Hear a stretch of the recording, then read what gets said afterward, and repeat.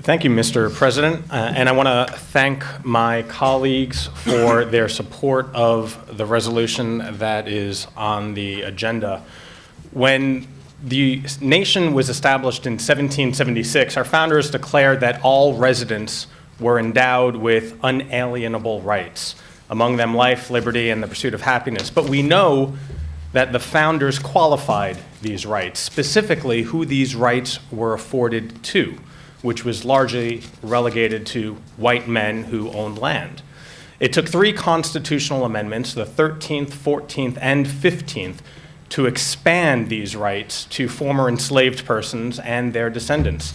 It took the 19th Amendment to expand rights to vote to Americans regardless of their gender identity. And it took the 23rd Amendment to allow residents of the District of Columbia to vote for the highest office of the land, the President of the United States. And I share this historical background because we as a nation have a track record of expanding the right to vote, expanding electoral opportunity, and expanding local rule, even if it has been at a pace slower than some of us would have liked. And so today I'm proud to introduce a resolution expressing the Montgomery County Council's support for DC statehood, which, if achieved, rather let me say, when achieved, would make the District of Columbia the 51st state of the Union to be known as Washington Douglas Commonwealth. The District of Columbia is not only the heart of the nation, but we know it's also the heart of our region. And here in the council chamber, we're a mere 10 miles from the DC border, where more than 700,000 people reside. These 700,000 individuals that live on the other side of Eastern and Western Avenues are our friends, our family members, our coworkers, and above all, fellow Americans.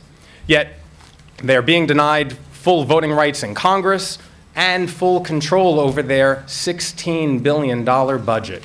This is unfair and un-American. So today is also historic in nature because for the first time since 1993, members of Congress will get to vote on this very important issue. As we discuss this resolution right now, the House Committee on Oversight and Reform is debating and voting on a bill to make DC the 51st state. Granting statehood is the simplest and most constitutional way to allow the district residents to become full United States of America citizens. It is simply about justice, fairness, and full representation. I look forward to the day when our neighbors in Washington Douglas Commonwealth have all the rights afforded to other tax-paying jurisdictions. And with that, I thank my colleagues for their support of this resolution.